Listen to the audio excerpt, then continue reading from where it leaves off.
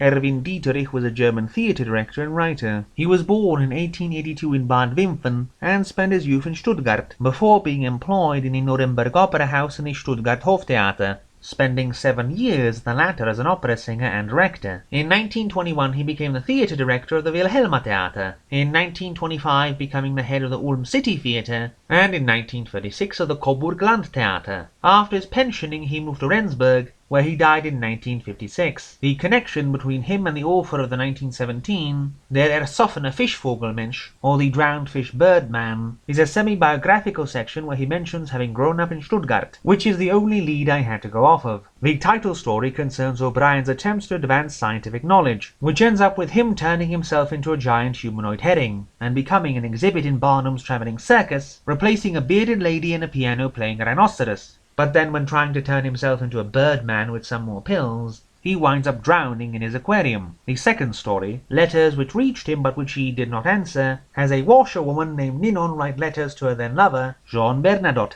who, however, never responds, and abandons her very promptly for the sake of his own career, Ninon finally writing to him as she lays dying, after he became the new king of Sweden, but taking solace in the fact her name will forever remain tattooed on his chest. This being a parallel to a supposed Republican motto the future king had tattooed on his chest during the French Revolution. A literary catastrophe at Neckar by Cannstatt concerns a meeting between Paul Verlaine and Arthur Rimbaud, where the two go on a bender. But then Rimbaud gets angry with Verlaine's self-doubt and self-condemnation, and beats his head with a stick before running off into the night. The Emperor of the Sahara has sugar manufacturer Jacques Lebordi wanting to become an emperor, so he gathers up a load of ne'er-do-wells and founds an imperial capital in the Sahara, consisting of a few shacks made of corrugated iron. But he isn't even there when the locals decide to remove his followers from the neighborhood permanently. There follow 2 stories where Dieterich makes fun of himself and his own egotism. The one intriguing bit being his claim that he wanted to detonate all of Stuttgart with his new patent explosive because it was a nest of sin. There are a few stories like Hannibal Anteportas or Leonidas, which are just very annoying,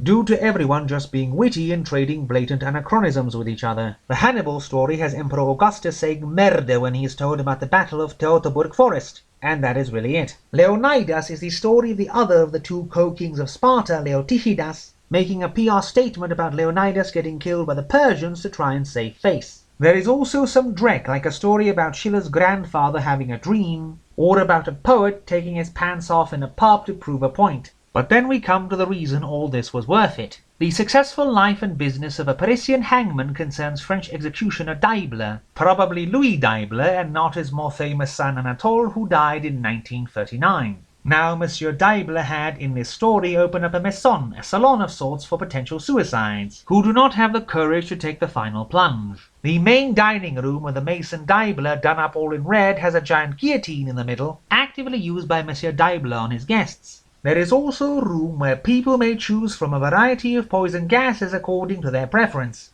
And the winter garden is full of poisonous snakes, cobras, and has a live alligator lurking in the pool. Not to mention the room full of medieval torture devices for his more demanding clientele.